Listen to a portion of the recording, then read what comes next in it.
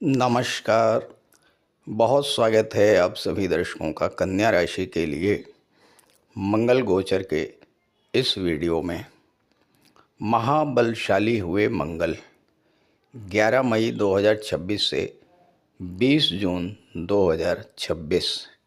जी हाँ, पराक्रम, साहस, शौर्य और ऊर्जा के कारक ग्रहों के सेनापति मंगल 11 मई को राशि परिवर्तन करेंगे और शनि के पाप प्रभाव से मुक्त होकर स्वराशि मेष राशि में गोचर करेंगे। मंगल लगभग 18 महीने के बाद स्वराशि में गोचर करने जा रहे हैं और यहाँ पर 20 जून मध्य रात्रि तक रहेंगे।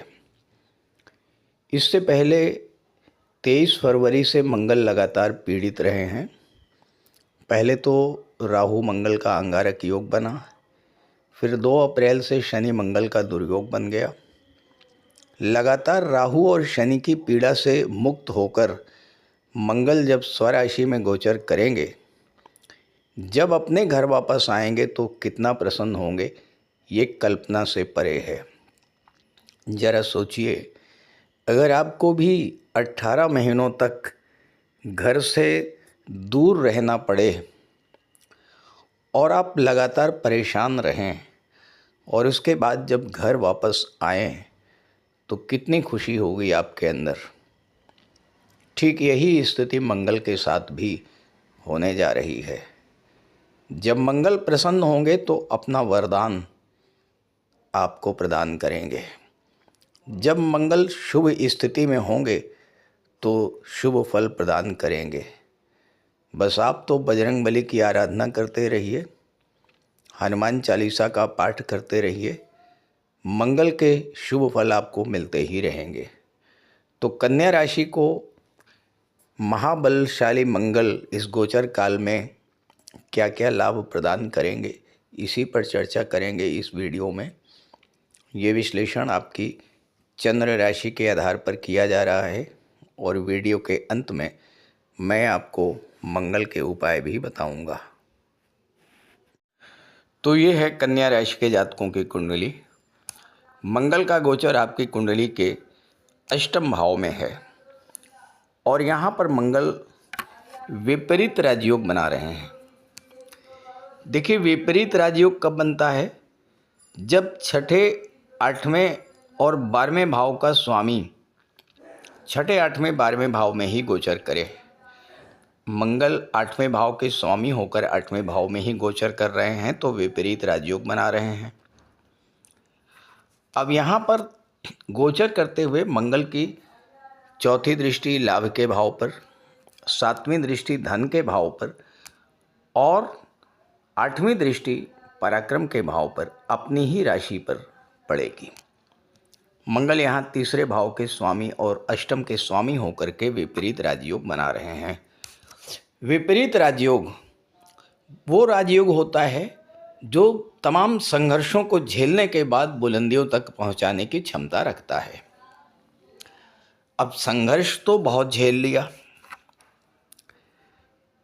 छठे भाव में थे तो राहु मंगल का अंगारक योग बना, 7वें भाव में आए तो शनि मंगल का दुर्योग बन गया। अब जाकर के अपने घर में आए हैं, अपनी ही राशि में आए हैं 8वें भाव में। अब 8वां भाव खराब भाव है, इसमें कोई दो राज नहीं है। 8वां भाव विघ्न, बाधा, रुकावट, कष्ट, परेशानी, संघर्ष, स्वास्थ्य संबंधी समस्याएं, अचानक धन हानि, इस तरह की नकारात्मक चीज़ों को दर्शाता है। मंगल को शत्रुहंता कहा जाता है। अब आपके ये सब शत्रु समाप्त होंगे। कौन कौन से शत्रु? कामकाज में रुकावट, कामकाज में बाधा, स्वास्थ्य संबंधी समस्याएं, अचानक धनहानि, प्रॉपर्टी संबंधी विवाद, इस तरह की चीज़ें जो आप लगातार फेस कर रहे थे, उन सारी समस्याओं का तोड़ लेकर के उन सारी समस्याओं को समाप्त करने के लिए ही मंगल अष्टम भाव में आए हैं, अपनी राशि में आए हैं और यहाँ पर विपरीत राजयोग का निर्माण कर रहे हैं। तो यहाँ पर क्या करेंगे मंगल? आपके काम कारोबार में जो विघ्न बाधा रुकावट समाप्त करेंगे। मंगल गति के कारक होते हैं, तो हर चीज़ में गति प्रदान करेंगे। सबसे बड़ी बात यह है कि मंगल अष्टम भाव में है और एकादश भाव पर दृष्टि डाल रहे हैं। अष्टम भाव आकस्मिक घटनाओं का होता है, आकस्मिक धन लाभ या आकस्मिक धन हानि दोनों होता है। जब भी 11वें भाव का संबंध अष्टम भाव से बनता है तो अचानक धन लाभ का योग बनता है। तो कन्या राशि के लिए भले ही मंगल योग कारक नहीं है, लेकिन अचानक धन लाभ का योग तो बन रहा है। और सेकंड हाउस पर दृष्टि है। सेकंड हाउस प्रॉपर्टी का होता है, पैतृक संपत्ति का होता है। पैतृक संपत्ति को लेकर के कोई विवाद चल रहा था, उसको समाप्त करने की क्षमता रखते हैं मंगल। मंगल का ये गोचर प्रॉपर्टी संबंधी मैटर्स को सॉर्ट आउट करेगा और प्रॉपर्टी का लाभ आपको दिलाने वाला है। विरासत से, वसीयत से, इस तरह के चीज़ों से आपको प्रॉपर्टी का लाभ मिलेगा। अचानक धन लाभ और गुप्त धन का लाभ, डूबा हुआ पैसा मिल सकता है। गवर्नमेंट से जुड़ा हुआ कोई पैसा जो आपको मिलना चाहिए था वो नहीं मिल पा रहा था, उस तरह का धन भी आपको प्राप्त होगा। और सबसे ज़्यादा धन कहाँ से प्राप्त होगा वो भी समझ लीजिए। चूँकि 8वें भाव में बैठ करके सेकंड हाउस और 11th हाउस दोनों का संबंध, लाभ के भाव और धन के भाव दोनों का संबंध मंगल से बन रहा है और मंगल भूमि के कारक होते हैं। तो ये धन लाभ आपको कहाँ से होगा? प्रॉपर्टी से होगा। प्रॉपर्टी या तो बेचने पर आपको धन का लाभ होगा, या प्रॉपर्टी आपको मिल सकती है, और या फिर प्रॉपर्टी आप खरीदेंगे और वो भी एक बड़ा लाभ होगा आपके लिए। इसके अलावा जो लोग इंश्योरेंस के क्षेत्र, मार्केटिंग के क्षेत्र से जुड़े हैं उनके लिए भी ये समय अच्छा है। जो लोग रिसर्च फील्ड से जुड़े हुए हैं, जो लोग ज्योतिष तंत्र मंत्र से जुड़े हुए हैं, ऐसे जातकों के लिए भी मंगल का गोचर विशेष लाभ देने वाला है। सबसे बड़ी बात कि जो लोग रियल एस्टेट से जुड़ करके कार्य कर रहे हैं और उनके कार्यकाल में, कामकाज में जो मंदी आई थी पिछले 1.5 महीनों से, जब मंगल शनि के साथ 7वें भाव में थे और 10वें भाव पर दृष्टि डाल रहे थे, तो उनके कामकाज में जो धीमापन आया, जो रुकावट आया, रियल एस्टेट से जुड़े हुए लोगों को जो नुकसान हुआ, उसके भरपाई भी मंगल इस गोचर काल में करने जा रहे हैं। कार्य क्षेत्र में प्रगति और धन लाभ दोनों ही मंगल दर्शा रहे हैं। मंगल की दृष्टि अपनी ही राशि पर पड़ रही है, पराक्रम के भाव पर।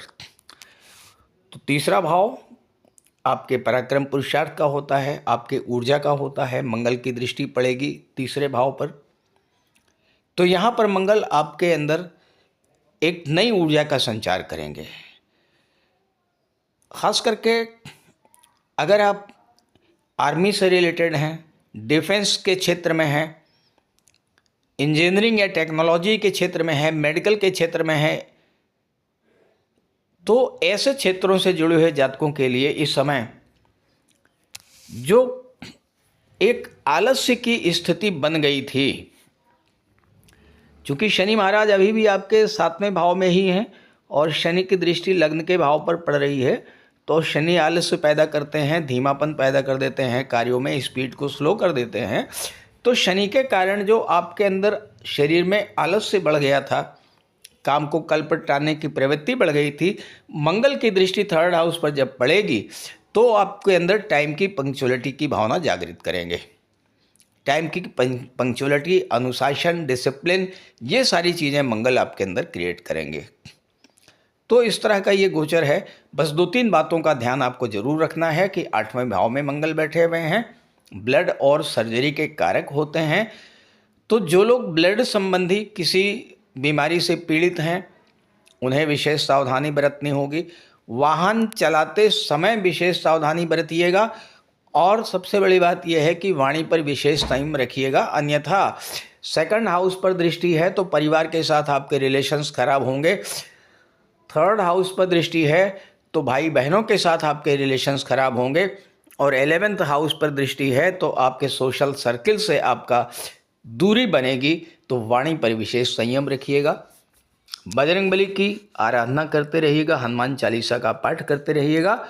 और अगर अपनी कुंडली का विश्लेषण कराना चाहते हैं तो इसी वीडियो के डिस्क्रिप्शन बॉक्स में मैंने अपना व्हाट्सएप नंबर दे दिया है, आप वहाँ पर कांटेक्ट कर सकते हैं।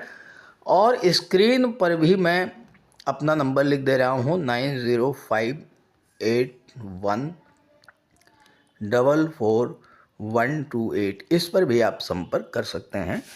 अब आइए बात करते हैं मंगल के उपायों पर। मंगल का सबसे बड़ा और सबसे महत्वपूर्ण उपाय है बजरंगबली की आराधना। मंगलवार को हनुमान जी के मंदिर जाएं, हनुमान चालीसा का पाठ करें, हनुमान जी को चमेली के तेल में सिंदूर मिलाकर अर्पित करें। मंगलवार को नमक का सेवन बिल्कुल ना करें। सुबह शाम गुड़ का प्रयोग करें और तांबे के बर्तन का प्रयोग करें। मंगलवार को लाल मसूर की दाल, लाल कपड़े या गुड़ का दान करने से मंगल प्रसन्न होते हैं। और तांबे का कड़ा या छल्ला धारण करने से भी मंगल शुभ फल प्रदान करते हैं। मंगल अगर खराब हैं तो क्रोध बहुत ज़्यादा आता है, तो ऐसी स्थिति में क्रोध पर नियंत्रण करें।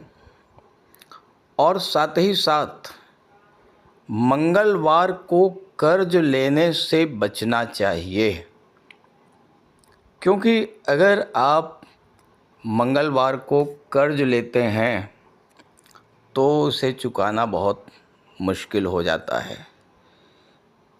इसके अलावा मंगलवार को प्रातःकाल बजरंगबली की आराधना करें और शाम के समय सूर्यास्त के बाद सुंदरकांड का पाठ करें। ये बहुत आसान और सरल उपाय हैं। इन उपायों को करने से आप मंगल को प्रसन्न कर सकते हैं।